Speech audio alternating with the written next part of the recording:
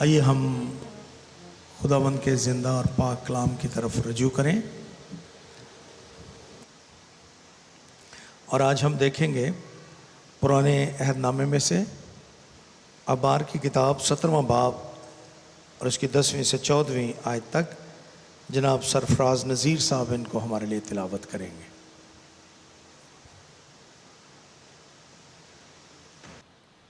कलाम खुदा में लिखा है, और इसराइल के घराने का या उन परदेशियों में से जो उनमें बोदोबाश करते हैं, जो कोई किसी तरह का खून खाए, मैं उस खून खाने वाले के खिलाफ होऊंगा और उसे उसके लोगों में से काट डालूंगा, क्योंकि जिस्म की जान खून में है और मैंने मस्पा पर तुम्हारी जानों के कफ़ारा के लिए उसे तुमको दिया है कि उससे तुम्हारी जानों के लिए कफ़ारा हो, क्योंकि जान रखने ही के सबब से खून कफ़ारा देता है। इसलिए मैंने बनी इसराइल से कहा है कि तुम में से कोई शख्स खून कभी ना खाए और ना कोई परदेसी जो तुम में बूदबाश करता हो कभी खून को खाए। और बनी इसराइल में से या उन परदेशियों में से जो उनमें बूदबाश करते हैं, जो कोई शिकार में ऐसे जानवर या परिंदा को पकड़े जिसको खाना ठीक है, तो वो उसके खून को निकाल कर उसे मट्टी से ढांक दे, क्योंकि जिस्म की जान जो है वो उसका खून है, जो उसकी जान के साथ एक है। इसलिए मैंने बनी इसराइल को हुक्म किया है कि तुम किसी किस्म के जानवर का खून ना खाना, क्योंकि हर जानवर की जान उसका खून ही है। जो कोई उसे खाए वो काट डाला जाएगा। खुदा उनके पाक कलाम का पढ़ा सुना जाना कबूल किया जाना हम सब के लिए बायस से बरकत हो।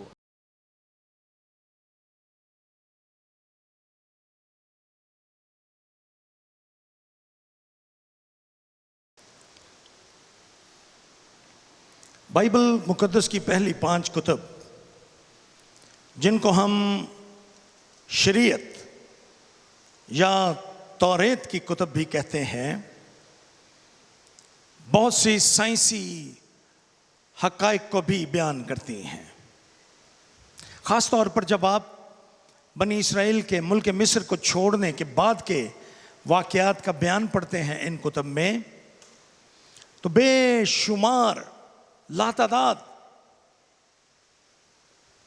साइंसी हक़ाइक़ इनमें बयान किए गए हैं। हाथों को धोना, गुस्ल करना, ये सारी हदायत बाइबल की इन पहली 5 कुतब में आपको मिलेंगी। जबकि मौजूदा साइंस 19वीं सदी के वस्त तक डॉक्टर्स इस बात से ना वाकिफ थे कि एक मरीज को देखने के बाद दूसरे मरीज तक पहुंचने से पहले उनको हाथ धोकर अपनी सफाई करने की ज़रूरत है। अब बाइबल मुकद्दस में क्वारंटाइन का बयान भी पढ़ेंगे, जब खुदा ने कहा कि कोढ़ियों को और ऐसे मरीज जिनको कोई ऐसा मर्ज लाहक हो जाए जो छूती मर्ज हो, जो सांस के ज़रिए, छूने के ज़रिए तेज़ी के साथ फैलता हो, उसको उन लोगों को अलग कर दिया जाए। और ख़ास तौर पर कोढ़ियों को अलग करने की हदायत दी गई थी कि उनको आम लोगों से अलग कर दिया जाए। हमें इस तरह के लातादाद जो बातें जिनको हम साइंस कहते हैं, हमें इन पहली 5 कुतब में मिलती हैं। यहां पर जो आयत आपके सामने पढ़ी गई, उसमें से सिर्फ एक आयत को आज आपके साथ रखना चाहता हूं, और वो 11वीं आयत है, जहां पर लिखा है, क्योंकि जिस्म की जान खून में है। ये बात कि जिस्म की जान खून में है, ये अबार की किताब में या शरीयत और तौरेत की कुतब में हजारों बरस पहले खुदा ने लिखवाई। साइंस ने उनको बहुत सालों बाद दरियाफ्त किया कि खून के अंदर, खून किस कदर ताकतवर चीज है और बहुत सी बीमारियां उनकी इतला हमें खून के जरिए से मिलती है। और खून ना सिर्फ जिंदगी को जिस्म में फैलाने का सबब बनता है, बल्कि वो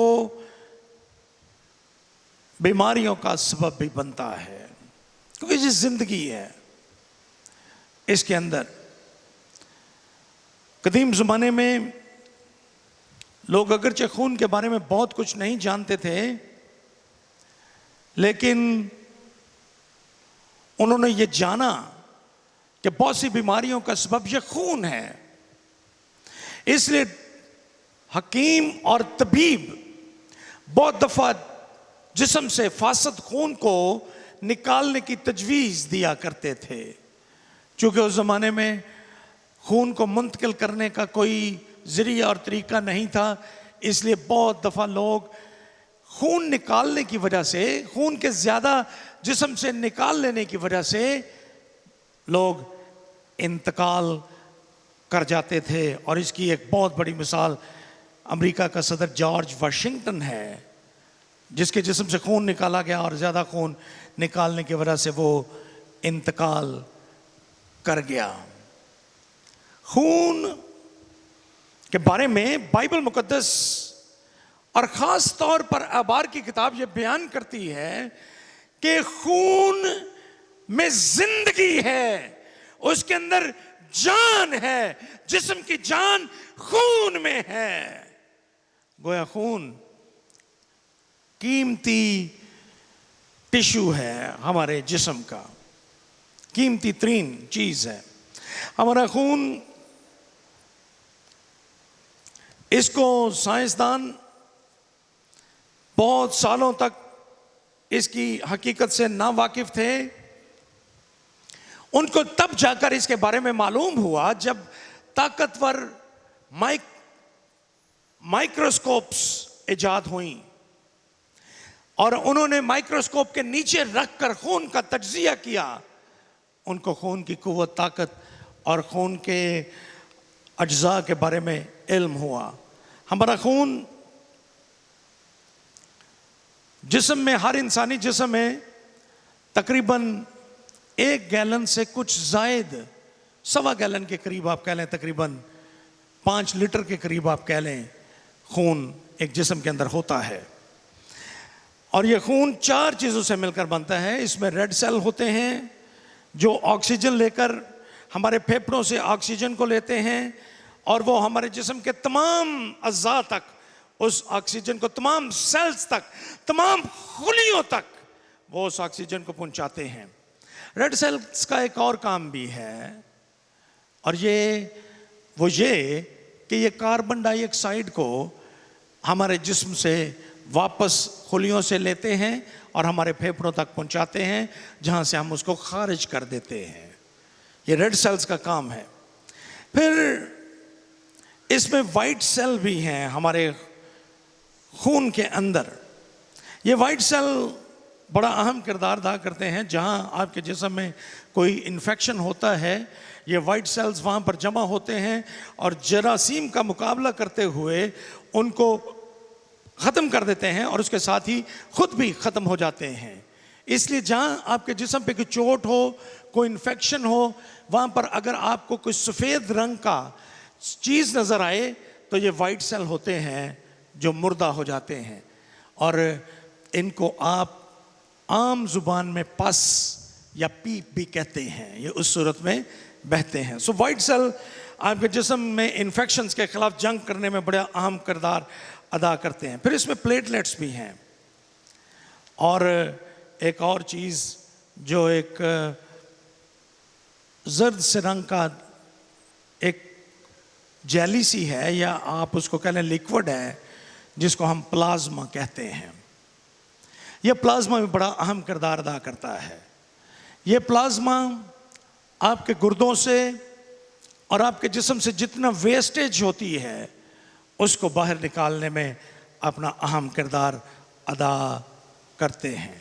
सो जब आप खून की बात करते हैं तो खून के अंदर रेड सेल हैं, वाइट सेल हैं, प्लेटलेट्स हैं और इसके अंदर प्लाज्मा है।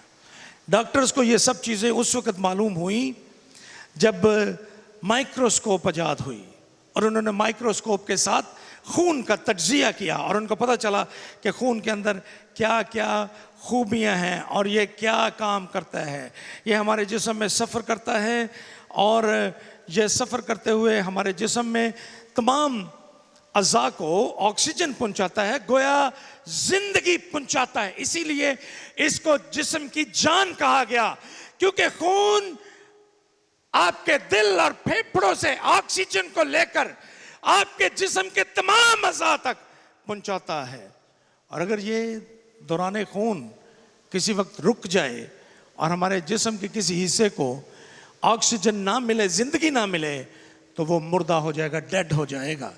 इसीलिए ये कहा गया कि खून के अंदर जिंदगी है, जिस्म की जान खून में है, खून के अंदर जिंदगी है और ये जिंदगी इंसानी जिस्म का हिस्सा है। आज मैं एक ख़ास वजह से आपके सामने ये पैगाम, खून के बारे में पैगाम दे रहा हूँ, क्योंकि हम एक मुहिम कर रहे हैं खून जमा करने की। और ये ख्याल उस वक़्त आया जब हमने ये देखा कि पाकिस्तान में लगे यके बाद दीगरे इन दिनों में मुख्तलिफ जगह पर ब्लास्फेमी के केस रजिस्टर्ड किए जा रहे हैं और कई एक जड़ावाला में आपने हालात देखे कि किस तरह से वहाँ पर उन्होंने घरों और चर्चेस को जला दिया। हम ये बयान पढ़ते हैं कि ये लोग जो हैं अखबारात में पढ़ते हैं, हम समझते हैं, हम सुनते हैं कि जब ऐसे वाक़यात होते हैं तो लोग दूसरों की जान लेने की कोशिश करते हैं, खून बहाने की कोशिश करते हैं और वो ये कोशिश करते हैं कि किसी न किसी तरह से किसी पर ये इल्ज़ाम लगाकर उससे उसकी ज़िंदगी छीन ली जाए। हमने पाकिस्तान में ऐसे बयानात भी पढ़े जब उन्होंने किसी शख्स पर ये इल्ज़ाम लगाया गया और हजूम ने उसको मार मार कर मार दिया, ख़त्म कर दिया, जला दिया, उसका खून बहाया। और मैं इस बात के रिस्पांस में अपने मुल्क में बसने वाली अक्सरियत को हम एक पैगाम देना चाहते हैं। हम उनको ये पैगाम देना चाहते हैं कि जहां दुनिया में कुछ लोग ऐसे हैं जो खून बहाने या जिंदगी छीनने की कोशिश करते हैं, वहां पर हम मसीही ऐसे लोग नहीं हैं जो दूसरों की जिंदगी छीने, बल्कि हम खून देकर जिंदगियां बचाने वाले लोग हैं। और हम अपना खून देकर, अपना खून बांटकर जिंदगी को बांटना चाहते हैं। हम जिंदगी को बढ़ाना चाहते हैं। हम जिंदगी को ख़त्म करने की जुस्तजू और आरजू नहीं रखते। हमारे मसीहा का ये पैगाम है कि हम जिंदगी को बढ़ाएं, हम मोहब्बत को बढ़ाएं। हमारा ये काम हरगिज़ नहीं है कि हम किसी से उसकी ज़िंदगी को छीन लें। इसलिए हमने, मैं बाद में ऐलान करूंगा, हमने एक दिन मुकर्रर किया है ताकि उस दिन हम खून के अतियात देकर ये पैगाम अपने मुल्क की अक्सरियत को पहुंचा सकें कि हम जिंदगी बांटने वाले लोग हैं। बहरहाल ज़िंदगी, जो बात मैं बयान कर रहा हूँ वो ये है कि खून के अंदर ज़िंदगी है और किसी के जिस्म में खून होना ये ज़िंदगी की अलामत है। अगर ये खून बह जाए, निकल जाए, तो इंसान की मौत वाक़ई हो जाती है। गोया ये एक बहुत इम्पॉर्टेंट, बहुत अहम टिश्यू है हमारे जिस्म का। इसका होना ज़िंदगी की ज़मानत है। जिस तरह से ये खून जिस्म के लिए लाजमी है और ये बहुत अहम है हमारी इस जिस्मानी दुनिया में, बिल्कुल इसी तरह से खून रूहानी ज़िंदगी में भी, रूहानी दुनिया में भी बहुत अहम है और वहां पर भी इसको जिंदगी से तशबीह दी गई है। खून न सिर्फ जिस्म के लिए ज़िंदगी है बल्कि खून रूहों के लिए भी ज़िंदगी है। जिस तरह से ये रूहानी जिस्मानी दुनिया में ये बड़ा अहम टिश्यू है, ये बड़ी अहम चीज़ है और इसके वसीला से जिस्म ज़िंदगी पाते हैं, बिल्कुल उसी तरह से रूहानी दुनिया में भी खून अहम मकाम रखता है। रूहानी दुनिया में भी हमें खून की ज़रूरत है। जिस तरह से जिस्मानी दुनिया में अगर आपका हेमोग्लोबिन कम हो जाए, आपको एनीमिया हो जाए, या आप किसी और ऐसी बीमारी का शिकार हो जाएं जिसमें खून की कमी हो, आपको खून की जरूरत होती है। दुनिया में जितने भी खून जमा होता है उसमें से 53% खवातीन को लगता है। जिस तरह से हमें खून की जरूरत होती है अगर हम बीमार पड़ जाएं। ये इस कदर अहम है कि जब अमेरिका का सदर सफर करता है किसी भी जगह पे,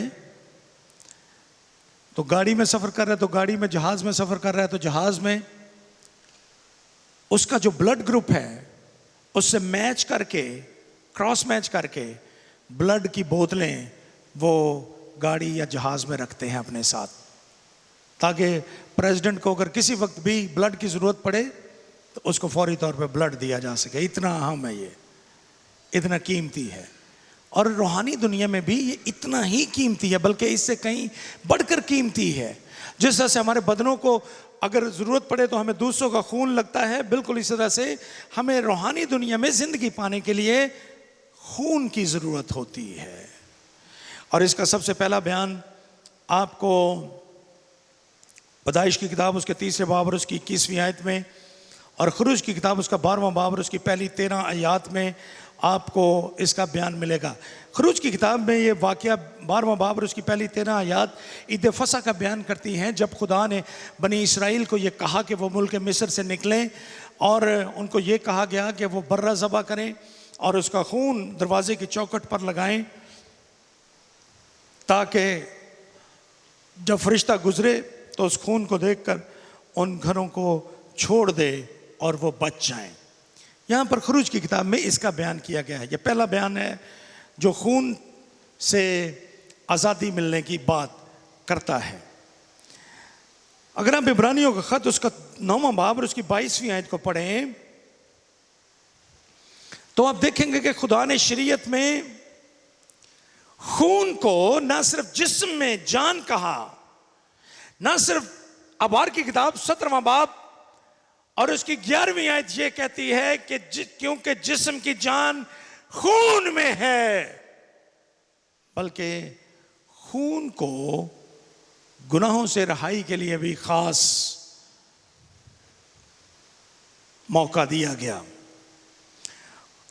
अबार की किताब इब्रानियों के नाम खत उसका 9वां बाब और उसकी 22वीं आयत में लिखा है, और तकरीबन सब चीजें शरीयत के मुताबिक खून से पाक की जाती हैं और खून बहाए बगैर माफी नहीं होती। खून बहाए बगैर माफी नहीं होती।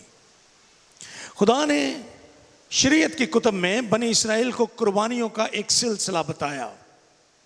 अगर तुम ये गुनाह करोगे तो ये कुर्बानी गुजरानना, अगर तुम ये गुनाह करोगे तो ये कुर्बानी गुजरानना।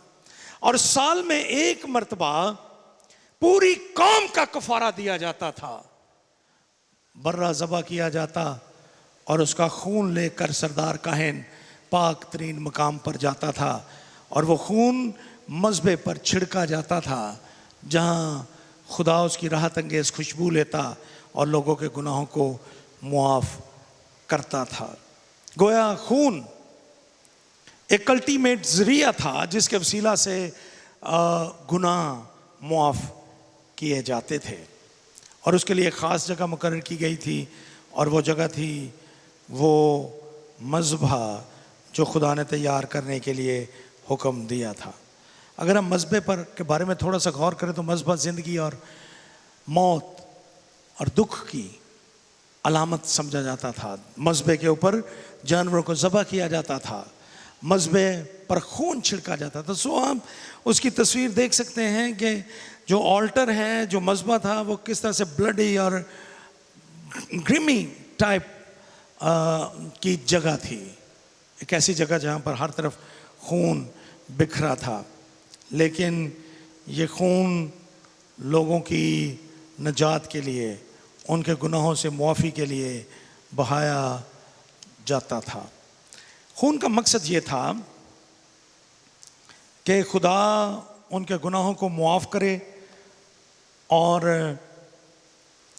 उनको उनके गुनाहों की सज़ा ना दे। लेकिन कलाम ये भी बयान करता है कि कुर्बानियों के वसीला से गुनाह मुआफ़ नहीं होते थे। आज तक दुनिया में जितने भी कुर्बानियां चढ़ाई गई हैं, पुराने अहदनामे के मज़बे पर जितने बर्रे और जो जानवर ज़िबा किए गए हैं, उन सब का तमाम खून अगर मिला भी दिया जाए तो वो एक भी गुनाह मुआफ़ करने की कुदरत और ताकत नहीं रखता।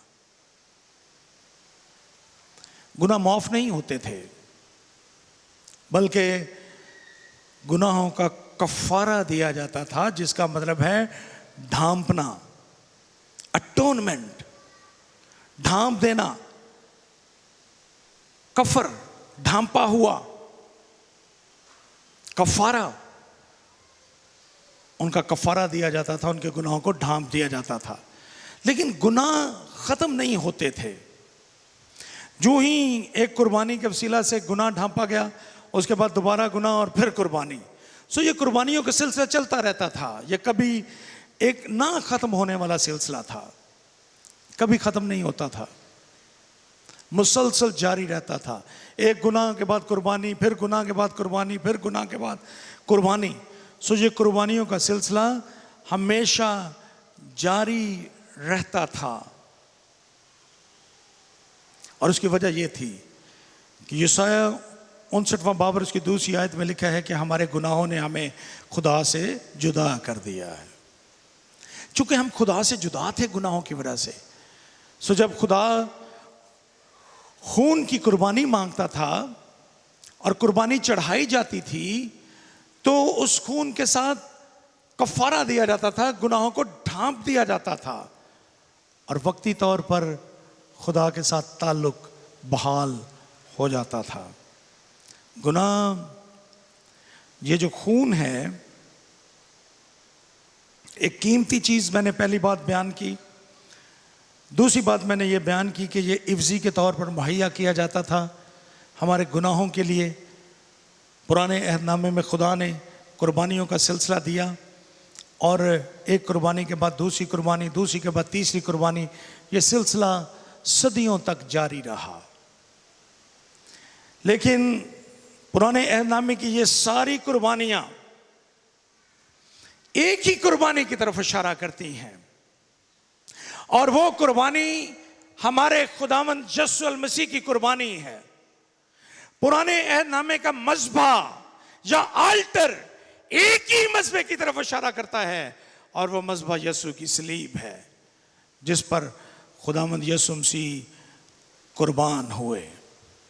ये सारी कुर्बानियां उस अज़ली ज़बा किए हुए बर्रे की तरफ इशारा करती हैं, जिसको खुदा ने अज़ल से ज़बा किया और बनीनो इंसान के गुनाहों को सिर्फ ढांपने के लिए नहीं, बल्कि इंसान के गुनाह को मुआफ़ कर देने के लिए खुदा ने उसको ज़बा कर रखा था, उसको तैयार किया था, ताकि वो अपनी जान कुर्बान करे।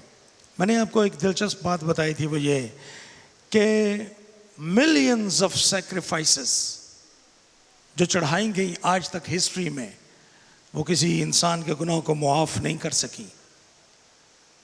लेकिन यीशु का खून जो एक ही मर्तबा बहाया गया, जो एक ही मर्तबा कुर्बान हुआ, वो हमें गुनाहों से पाक और साफ करता है।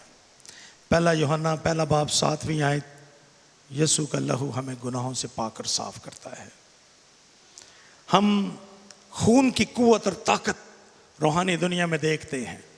जिस तरह से जिस्मानी दुनिया में ये खून, तंदुरुस्त खून, जब एक तंदुरुस्त जिस्म से बीमार जिस्म में दाखिल किया जाता है तो वह शख्स शिफा पाता है, बिल्कुल इसी तरह से रूहानी दुनिया में यीशु का लहू जो सलीब पर बहाया गया, जब हम उस पर ईमान लाते हैं तो वो हमारे गुनाहों को पाक और साफ करता है।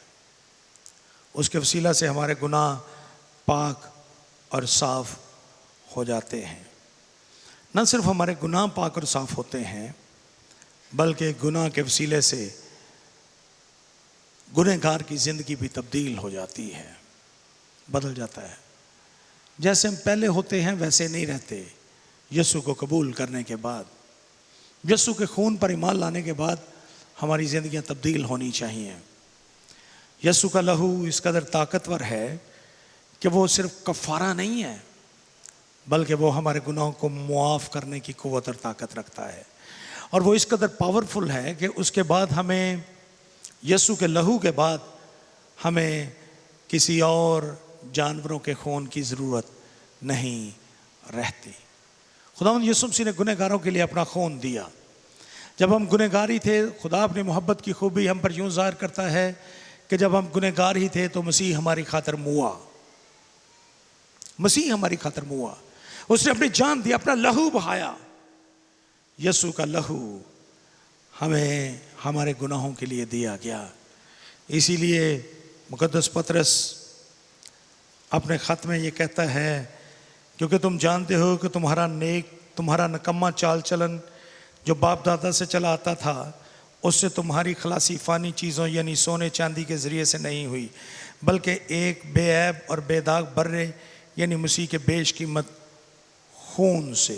पहला पतरस पहला बाब उसकी 18वीं और 19वीं आयत मैंने आपके सामने पढ़ी है। हमारी खलासी यीशु के बेशकीमत खून से हुई है। यीशु ने अपना ये खून रूहानी दुनिया में इसलिए दिया ताकि हम अपने गुनाहों से शिफा पाएँ, अपने गुनाहों से रिहाई पाएँ। और खुदावंद यीशु मसीह ने खून देकर, यीशु ने अपना लहू बहाकर, अपना खून देकर एक बड़ी अजीम मिसाल कायम की है। जिस तरह से यीशु ने अपना खून देकर गुनहगारों को रिहाई बख्शी, इसी तरह से हम भी जिस्मानी दुनिया में रहते हुए खून देकर दूसरों की ज़िंदगी को बचाएं। ये मिसाल है यीशु की। यीशु ने अपना खून दिया ताकि मैं और आप अपने गुनाहों से बच सकें, हमारे गुनाह मुआफ़ हो सकें, हम अपनी कमज़ोरियों से रिहाई पा सकें। जिस्मानी दुनिया में भी हम इसलिए खून देते हैं ताकि दूसरों को ज़िंदगी दे सके। अभी आप लोगों के लिए ये सोचने का वक्त है, और मैं आपसे कहूँगा कि अपने आप को तैयार कीजिए। खुदावंद के लहू के लिए खुदावंद का शुक्र अदा कीजिए कि उसने अपना खून बहाया ताकि मैं और आप अपने गुनाहों से रिहाई पा सकें।